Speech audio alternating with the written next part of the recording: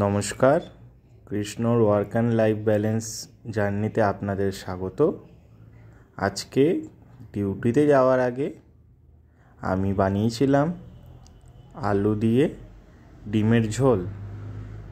তো দেখে নিন, আপনিও যদি এরকম ডিউটি যাওয়ার আগে একটু কম সময়ের মধ্যে একটা সুস্বাদু রান্না করতে চান, তাহলে আপনিও এইভাবে বানাতে পারেন। তাহলে কিছুই না, প্রথমে আলু এবং ডিম প্রেসারে সিদ্ধ করে নিয়েছিলাম। তারপরে যতক্ষণ আলু এবং ডিম সিদ্ধ হচ্ছিল ততক্ষণ আমরা মশলাটা বানিয়ে ফেলেছিলাম। দুটো পেঁয়াজ বড় সাইজের ছোট ছোট করে কেটে নিয়েছিলাম। আদা এবং রসুন বাটা বানিয়ে নিয়েছিলাম। দুটো লঙ্কাকে মাঝখান থেকে ছিঁড়ে নিয়েছিলাম। এবার ডিম এবং আলু সিদ্ধ হয়ে গেছিলো, তো ডিমটাকে ছোকলা ছাড়িয়ে রেখে দিয়েছিলাম এবং আলুগুলোকেও ছোট ছোট করে পিস করে সাইডে রেখে নিয়েছিলাম। তো রান্না করার জন্য প্রথমে আপনি কড়াইতে তেল গরম করবেন, তার মধ্যে সামান্য হলুদ এবং নুন দিয়ে সেটাকে নাড়িয়ে নেবেন। তারপরে একে একে ডিমগুলোকে একটা চামচ বা ছুরির সাহায্যে ছোট কাট করে একে একে তেলে দিয়ে দেবেন। তারপরে ডিমগুলোকে লাল করে ভেজে নামিয়ে নেবেন।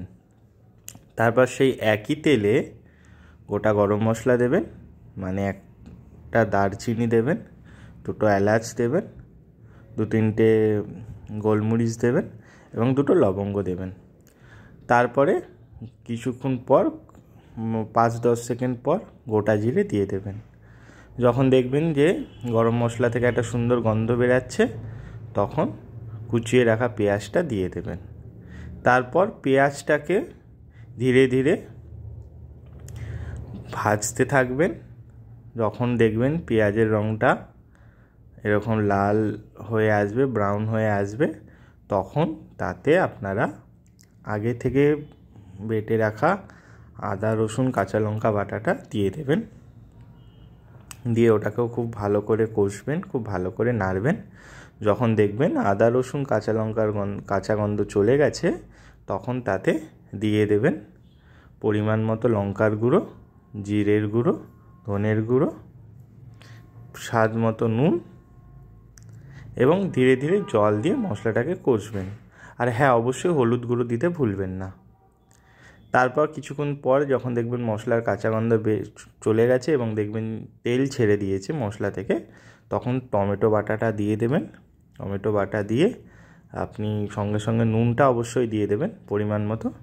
তারপর ওটাকে কষতে থাকবেন।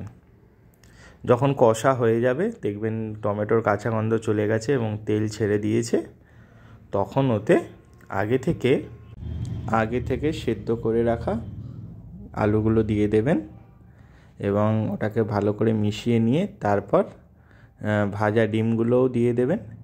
দিয়ে আলু এবং ডিমগুলোর সাথে মশলাকে খুব ভালো করে নাড়িয়ে চাড়িয়ে তারপর ধীরে ধীরে অল্প অল্প জল দিয়ে সেটাকে ভালো করে কষতে থাকবেন।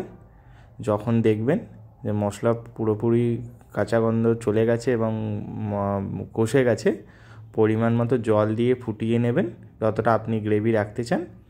তারপরে একটু নুনটা চেক করে নেবেন, যদি আরও নুন অ্যাড করতে লাগে তো করে নেবেন। নামানোর আগে চেরা কাঁচা লঙ্কাগুলো দিয়ে দেবেন এবং গুঁড়ো গরম মশলা ছড়িয়ে আপনি গ্যাস বন্ধ করে আপনার গরম গরম আলু ডিমের তরকারি ভাত কিংবা রুটি কিংবা পরোটা দিয়ে পরিবেশন করে খাবেন। দেখবেন একদম জমে যাবে। নমস্কার।